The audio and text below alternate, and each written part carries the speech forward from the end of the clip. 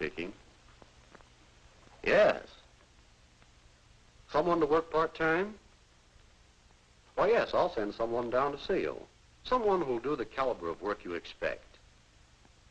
Goodbye. Work. There's a word that's used much more than it's understood. As counselor here at our school, I get to hear and see a great deal about work and what it means. Good work, fair work, poor work. I'd like to tell you about a certain student who was here about 5 years ago. His experience has important meaning for you. When Frank Taylor started in his first real job, he had only a vague idea about work, his responsibility to his employers, and to himself. But suppose we let Frank tell his own story. It all started with a sign in the window of Canfield Shoe Store. Sounded good, a chance to earn money for some of the things I wanted. So I talked to Mr. Canfield. We got along all right and, well, I got the job. It wasn't bad for a week or so, but then I began to get bored. It was just put shoes away, day after day. Put shoes away. Put more shoes away. Nothing ever broke the routine. All I did was put shoes away. And then the pay I got. Huh. That wouldn't buy many of those things I wanted. The shoe business was no good. And just because I got to work a half hour late now and then, I didn't understand why Mr. Canfield should get mad. When I had a customer, it was tiny shoes on big feet. These didn't look right. These didn't fit right. These were too expensive. These hurt her feet. Boy, some of those people really made me sick.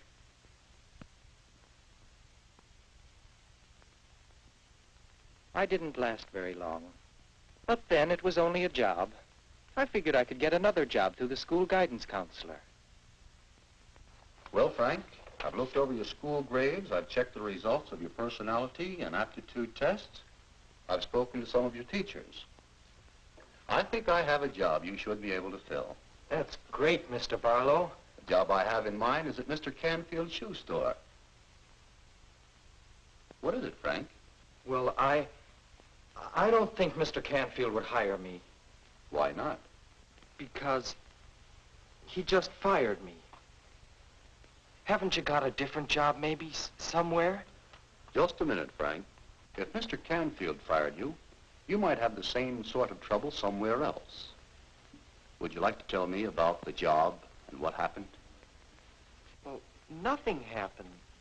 The job was just dull and routine. The same things every day. I was just bored with it. You know, Frank, I don't think there is such a thing as a dull job. But suppose you tell me what you think is interesting work. Oh, I think it would be exciting to be an architect or an airplane pilot. Yes, those can be interesting jobs. Or they can be dull and routine, too, depending on your mental attitude. Why do you suppose an architect finds interest in his work? Because he does something important. Designs houses and buildings and bridges and lots of things. Yes, an architect does help to make things that people need. And he can look with pride on the completed structure. And the pilot provides transportation that people need. He can be proud of his skill and his record of safe flying. But what about, a teacher? Can't she be proud of her service to the community? Are druggists important? Where would you be without them? Or without fishermen? Or chemists?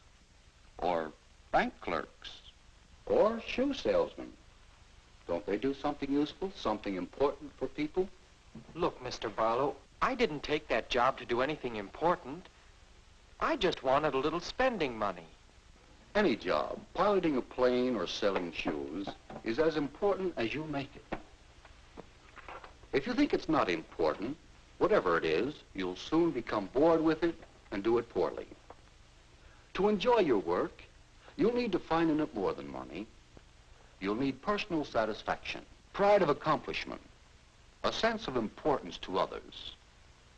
Whether it's a part-time job after school or a lifetime career. And as for money, well, we all want money. But if you don't perform any service, or if you don't do your work well, you can't expect much in return, can you?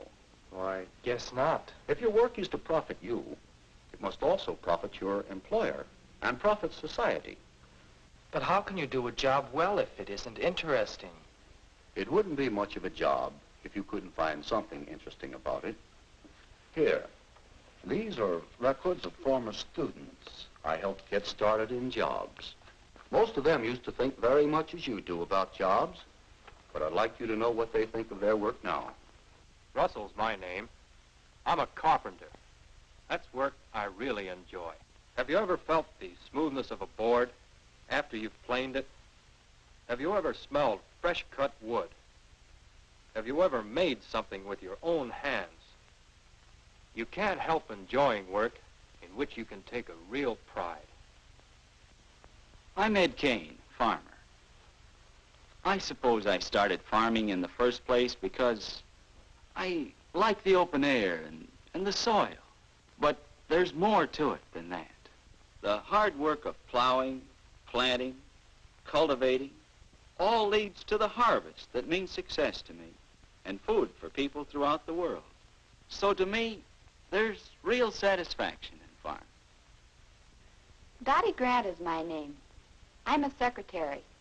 To some people, that means just numbers and letters, taking dictation and typing. Well, it's more than that to me. The work that passes through my hands means work for men in factories, keeps railroaders busy shipping our goods, and gives salesmen something to sell. My job is important to many people, and to me. I'm glad to say that I enjoy doing it as well as I can. Enjoy doing it as well as you can. You see, Frank, there are many ways of looking at a job, any job, with pride and pleasure. All right, now let's see what other job we can find for you. Or, Mr. Barlow, do you think Mr. Canfield would take me back if you asked him to? Well, after Mr. Barlow talked Mr. Canfield into giving me another trial, I found new interest in that job. It was easy to get to work on time, and when I really applied myself to my work, there was nothing dull or routine about it. It wasn't long before I began to see how much other people depended on fellows like me to give them properly fit shoes. Shoes that would wear well and look well. I became proud of the fact that I was building a circle of personal customers, people who came to me regularly for all their shoes. So in him, Mr. Canfield was willing to give me more responsibility and more pay. It was no longer just a job. Because I had found interest in my work, naturally I did better work. I became more valuable to Mr. Canfield and to his customers, and of course, to myself.